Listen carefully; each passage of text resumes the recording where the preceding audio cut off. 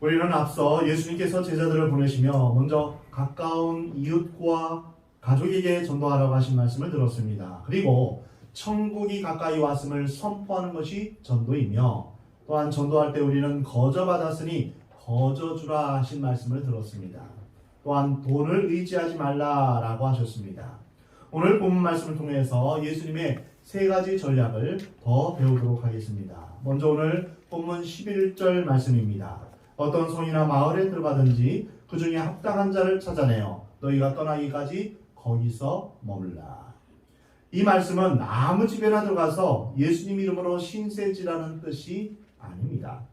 성경을 오해하는 어떤 사람들은 예수님의 이름으로 상대방에게 피해를 주는 수가 있습니다. 이 말씀은 아무 집이나 이제 보기에 좋은 그런 좋아 보이는 집에 들어가서 내가 전도하러 왔으니 잠도 재워주고 필요한 것도 주시오 이렇게 하라는 뜻이 아닙니다.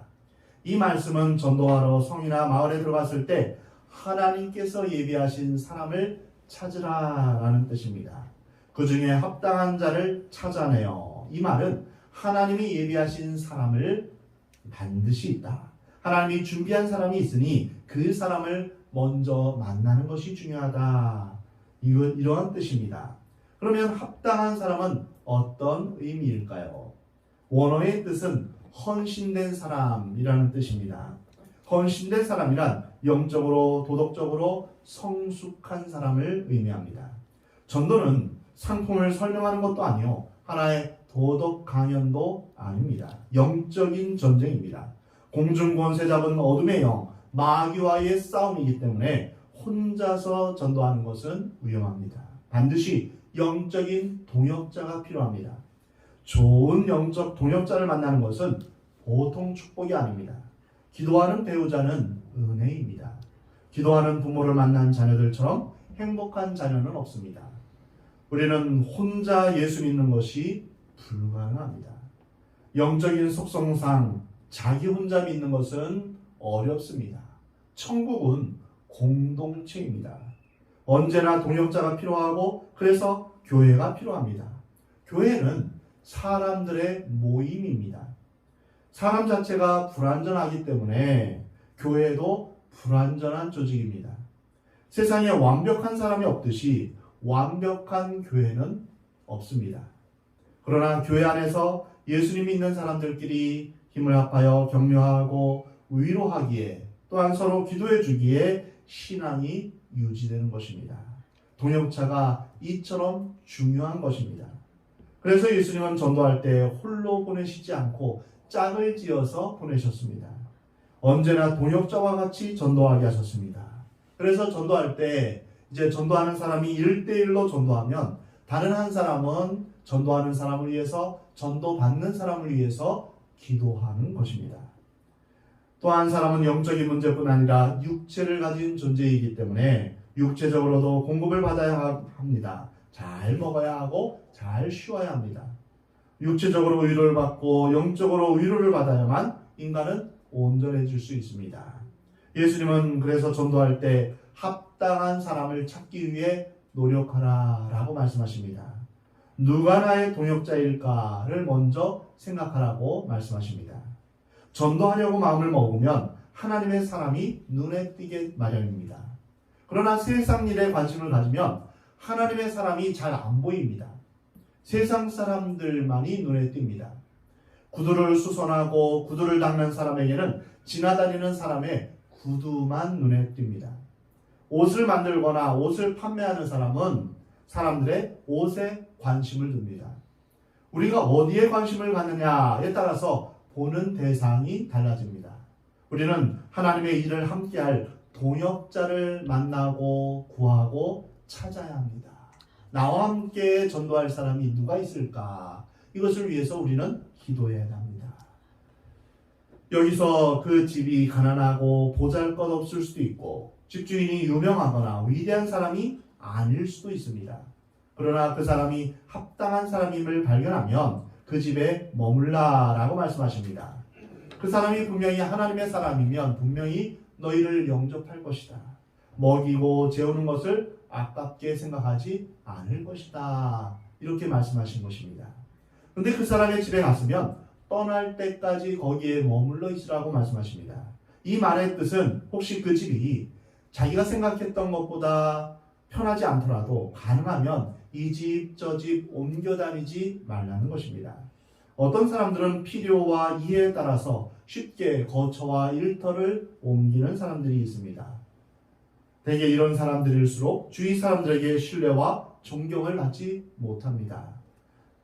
너무 이기적이고 너무 자기의 편리만을 추구합니다. 그래서 쓰면 뱉고 달면 삼키는 사람이라는 오해를 받으면 안 된다는 뜻입니다. 전도라는 것은 아무리 좋은 말이라 할지라도 덕을 세우고 인격이 이제 나타나지 않으면 다 허물어집니다. 그래서 가능하면 끝까지 한 곳에 머물면서 전도하라라고 예수님 말씀하셨습니다. 성경에서 실제로 이런 합당한 집들을 보여주고 있는데요. 예를 들어서 사도행전 16장 14절에서 루디아라는 여인이 나옵니다. 사도 바울이 빌립보에 전도회를 갔을 때 한 여인에게 기도처가 어디 있는가라고 물어보았는데 그 여자가 바로 루디아였습니다. 루디아는 자기 집에 사도 바울을 초대하여 말씀을 들었고 그로 인해 온 가족이 세례를 받게 되었습니다. 이것이 빌립보 교회가 시작된 동기입니다. 한 여자의 헌신된 그 신앙의 모습이 바로 빌립보 교회를 탄생시킨 것입니다. 데살로니가의 야손의 집, 또 고린도의 가이오의 집, 이런 집들이 다 합당한 집들입니다. 우리의 집은, 여러분의 집은 복음을 탄생시키는 집, 하나님이 준비하신 합당한 사람의 집으로 하나님께서 기뻐하시는 집이 되시기 바랍니다. 그래서 주님 앞에 예배하며 또한 주의 복음을 전하는 그러한 집이 되기를 주의 이름으로 축원합니다. 오늘 본 말씀에서 또한 12절에 또 다른 전도 지침을 주십니다. 또 그 집에 들어가면서 평안하기를 빌라. 복음에 헌신된 자에게 보답할 것은 물질이 아닙니다. 그것은 바로 평안입니다. 평안을 빌어주는 것입니다. 평안은 히브리어로 샬롬인데요. 이 샬롬은 세상에서 말하는 땅의 평화가 아닙니다. 하나님께서 주시는 하늘의 평화입니다. 세상에서 사람들이 추구하는 행복의 조건들은 우리에게 진정한 평화를 주지 못합니다. 돈을 많이 가지면 마음에 평화가 있을까요? 그렇지 않습니다. 돈이, 물질이 우리에게 마음의 평화를 주지 못합니다. 돈이나 물질이 주는 것은 일시적이며 세상적인 평화입니다. 진정한 평화는 하나님이 주신 것입니다. 요한복음 14장 27절에 평안을 너희에게 끼치노니 곧 나의 평안을 너희에게 주노라. 내가 너희에게 주는 것은 세상이 주는 것 같지 아니하니라. 그리스도인들의 가장 큰 축복은 바로 마음의 평안입니다. 이 평안은 가난해도 환난과 핍박이 있어도 빼앗을 수 없는 내적인 평안입니다. 억울하게 누명을 쓰고 감옥에 간다 할지라도 흔들리지 않는 그러한 평안입니다. 오늘 이 세상을 살아나갈 수 있는 유일한 힘은 평안입니다. 만약 우리 마음이 늘 불안하고 근심이 있고 초조하고 또한 걱정이 가득 차면 그것은 살아나갈 수 있는 힘이 없습니다. 낙심되고 또한 너무나 쉽게 지쳐버립니다. 빌립보서 4장 6, 7절에서 이 평안은 기도하는 자에게 주시는 하나님의 선물임을 우리에게 말씀하십니다. 아무것도 염려하지 말고 다만 모든 일에 기도와 간구로 너희 구할 것을 감사함으로 하나님께 아뢰라. 그리하면 모든 지각에 뛰어난 하나님의 평강이 너희 마음과 생각을 지키시리라. 그리스도 예수 안에서 우리의 마음과 생각을 지키시는 것은 무엇입니까? 바로 평화입니다. 이 평화가 있으면 아무리 억울한 일이 있어도 아무리 속상한 일이 있어도 내 마음을 누가 흔들지 못합니다. 그러므로 그리스도인들은 평안을 서로 기원해주는, 축복해주는 그런 사람이 되어야 합니다. 우리 한번 서로 축복하겠습니다. 하늘의 평화가 당신에게 임하기를 원합니다. 하늘의 평화가 당신에게 임하기를 원합니다. 하나님의 평화가 당신에게 임하기를 원합니다. 당신에게 임하기를 원합니다. 네, 오늘 이 본문에서 평화의 속성에 대해서 재미있는 것을 소개합니다. 13절에 그 집이 이에 합당하면 너희 빈 평안이, 이 빌었던 평안이 거기 임할 것이요 만일 합당하지 아니하면 그 평안이 너희에게로 돌아올 것이니라. 이것은 평화라는 것은 받을 만한 자격이 있는 사람에게는 임하게 되고 받을 자격이 없는 사람에게는 임하지 않는다는 것입니다. 원한다고 해서 다 평화가 임하면 얼마나 좋을까요? 얼마나 많은 사람들이 마음의 평화를 원합니까? 얼마나 많은 사람들이 행복을 원합니까? 사람들은 자신의 행복을 위해서라면 다른 사람을 해치기도 하고 도둑질도 하고 미워하기도 합니다. 그 사람들이 왜 도둑질하고 다른 사람들을 해칠까요? 잘 살아보려고 하는 것입니다. 잘 살아본다는 것은 행복의 어떤 가치를 위해서 산다는 것입니다. 그러나 그들은 방법을 잘못 선택한 것입니다. 우리에게는 하나님의 평화가 머물 수 있는 자리가 있어야 합니다. 준비된 사람에게는 하나님의 평화가 임할 것이요 평화를 받을 준비가 되어 있지 않은 사람에게는 평화가 다시 튕겨져 나올 것입니다. 로마서 5장 1절에 그러므로 우리가 믿음으로 의롭다 하심을 받았으니 우리 주 예수 그리스도로 말미암아 하나님과 화평을 누리자. 진정한 평화는 하나님 아버지와의 관계에서 오는 것입니다. 무엇보다도 우선적으로 우리는 하나님과 좋은 관계를 가져야 합니다. 하나님이 우리의 왕이시며 온 세상의 주관자신데 하나님과 원수지간이 되어서는 평화가 있을 터이 없습니다. 아무리 세상에서 성공하고 자신이 하고자 하는 모든 것을 다 이룬다 할지라도 하나님과 상관없는 일이면 공허한 몸짓이며 바람에 나는 겨와 같습니다. 무너진 바벨탑과 같습니다. 하나님과 좋은 관계를 맺는 것, 이것이 바로 진정한 평화를 얻는 길입니다. 그 다음 사람 사이의 평화적인 관계를 가져야 됩니다.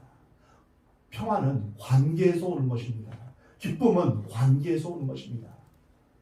미운 사람이 있으면 평화가 이루어지지 않습니다.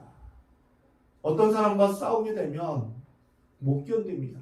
그 마음이 너무너무 불편합니다. 그 사람을 용서해야 됩니다. 이것이 평화의 조건입니다. 자신이 주인 되어서 살아왔던 지난 날들을 회개하시기 바랍니다. 이것이 평화의 조건입니다. 교만을 버리시기 바랍니다. 교만한 사람에게는 어떤 경우에든지 평화가 임하지 않습니다. 자존심이 강한 사람은 평화가 없습니다. 비교의식을 가진 사람 역시 평안을 누릴 수 없습니다. 교만함과 비교의식을 버리시기 바랍니다. 그러면 하나님의 평화가 임하게 될 것입니다.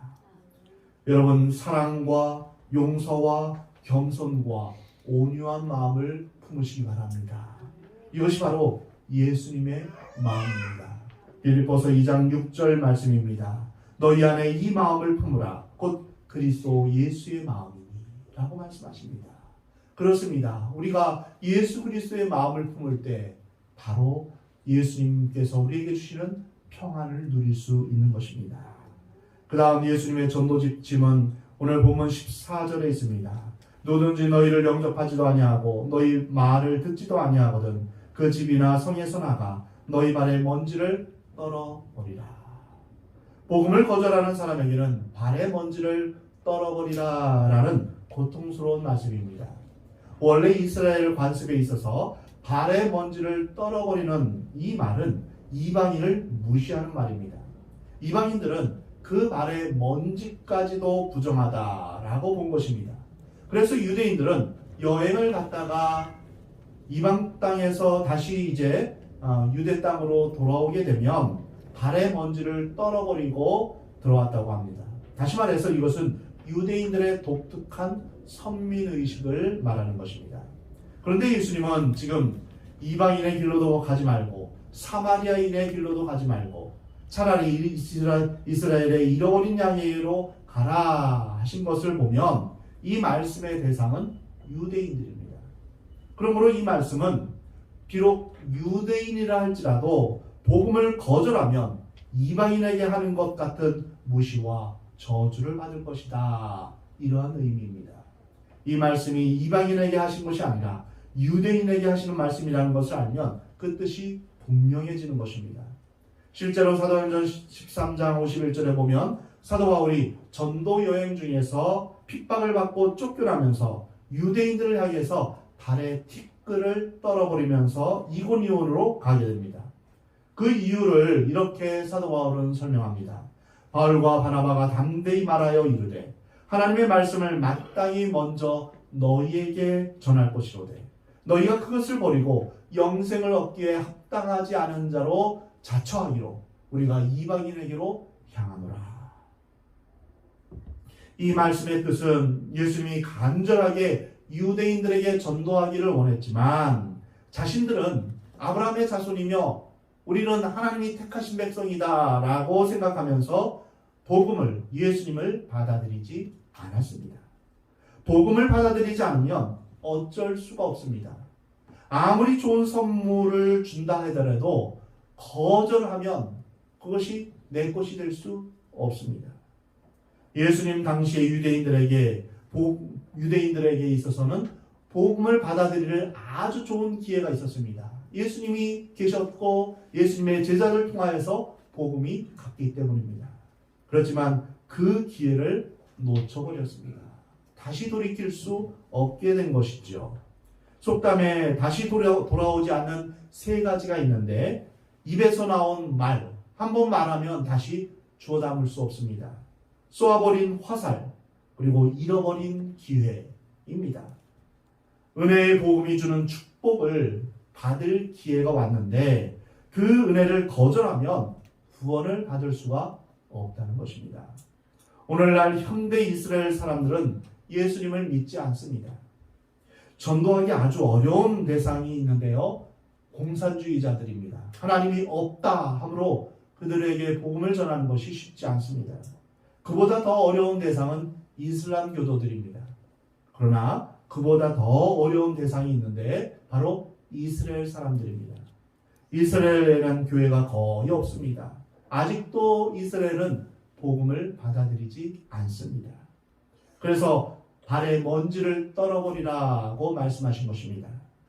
그리고 예수님을 믿는다고 하다가 안 믿게 되는 사람이 정말로 어렵습니다.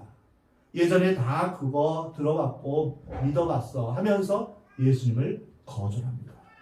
예수님을 잘 믿다가 양심에 화인 맞은 사람일수록 이단에 빠지기 쉽고 더 마음이 완악해지는 것입니다. 그래서 우리는 예수님을 믿되 끝까지 주님 나아가기까지 우리의 마음이 완악해지지 않고 성령으로 말미암아 늘 충만하며 우리의 믿음이 변질되지 않도록 우리는 기도해야 됩니다.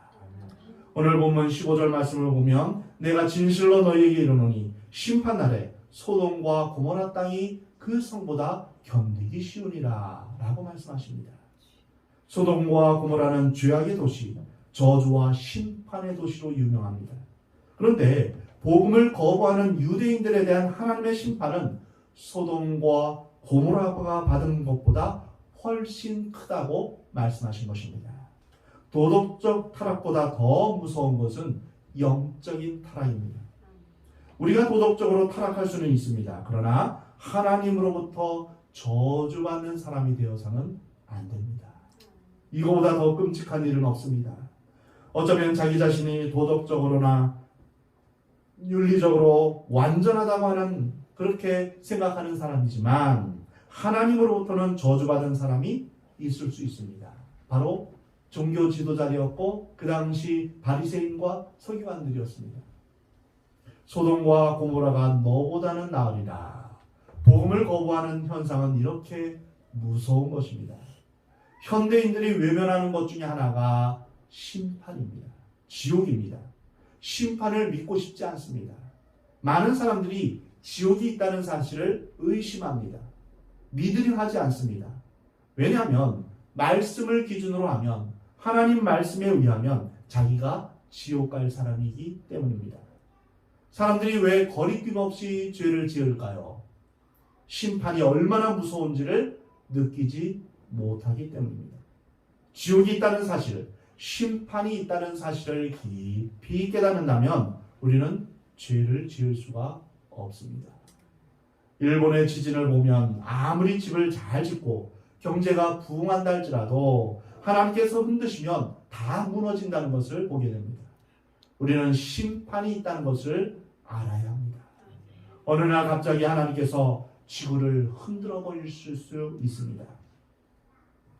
소돔과 고모라 땅의 죄악이나 요즘 우리가 사는 땅의 죄악이나 다를 것이 무엇이 있겠습니까?